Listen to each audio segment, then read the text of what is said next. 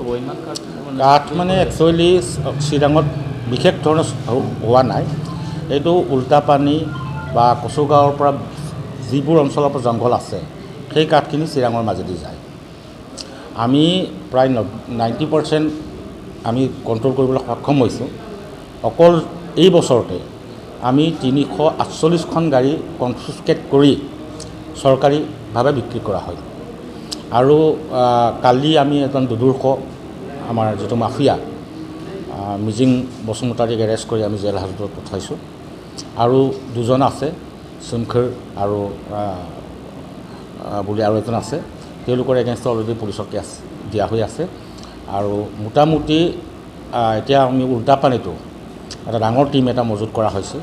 আৰু SSB police আমি সকলোৱে মিলি পেলাই এটা ডাঙৰ নেট ক্ৰিয়েট কৰা হৈছে যাতে এডালো গছ কাটিব নোৱাৰে। আৰু আটাইতকৈ ভাল লাগিছে বহুতখিনি অঞ্চলত ৰাইজ সজাগ হৈছে।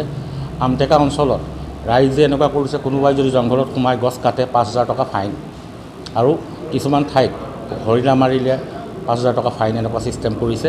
গতিকে আমি ভাবোঁ যে এইটো প্ৰথা চলি থাকিলে কম দিনৰ ভিতৰত আমি কণ্ট্ৰল কৰিবলৈ সক্ষম হ'ম।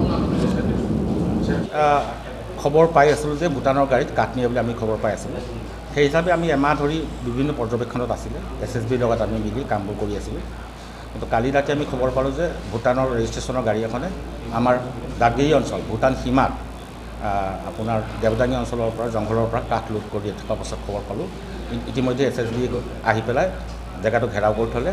আৰু আমি যিহেতু ইণ্টাৰনেশ্যনেল কথা, আমি ৰাতিপুৱা 4টা পোহৰ হোৱাৰ লগে লগে আমি কাৰেক্ট কৰিবলৈ সক্ষম হয়। তাত কোনো মানুহ আমি নাপালোঁ। কাঠৰ পৰিমাণ প্ৰায় 300-400 চিফ্টিতকৈ ওপৰ হ'ব। এতিয়া আমি হিচাপ কৰিম, প্ৰায় 4-5 লাখ টকাৰ মূল্য হ'ব। আৰু আমি সন্দেহ কৰিছোঁ, যিহেতু ভূটানৰ গাড়ী শ ভূটানৰ গাড়ী বাংলাদেশলৈ শিল ছাপ্লাই দি আছে বা ভাৰতৰ বিভিন্ন ঠাইলৈ শিল পাথৰ ছাপ্লাই দি আছে।